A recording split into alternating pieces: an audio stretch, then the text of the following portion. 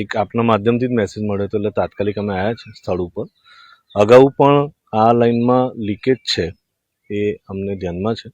અગાઉ પણ પ્રયત્ન કર્યા હતા, બોટ ઉતારીને અને ફાયરની મદદની સાથે માણસો ઉતાર્યા હતા. મગરોના વસવાટને કારણે કામગીરી નથી થઈ શકી. એ લોકો વારંવાર માણસો તરફ આવતા હતા, એ નથી થઈ શકતી. એટલે આપણે આ જે લાઇન છે એને શિફ્ટિંગ કરવાનું આયોજન કરી દીધેલું છે.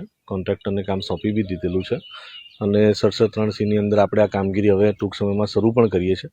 જેવો આપણને થોડોક કોરો સમય મળશે, તડકો મળશે, ત્યારે આપણે કામગીરી શરૂ કરીશું. આજે જે આપના માધ્યમથી મેસેજ મળ્યો છે એના આધારે સ્થળ નિરીક્ષણ કર્યું છે. હાલમાં એટલું મેજર લીકેજ દેખાતું નથી. પાણીનો નદીનો પ્રવાહ છે.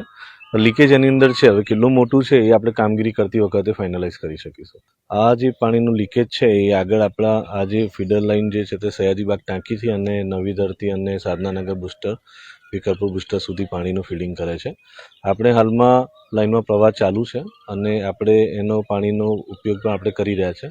હાલમાં ઘટ છે, એટલી બધી રિમાર્કેબલ ઘટ નથી, પરંતુ પ્રિકોશનના ભાગરૂપે આપણને આજે જરૂર જણાય છે એટલે આપણે એને બ્રિજ બનાવીને એને ઉપર શિફ્ટિંગ કરવાના છે.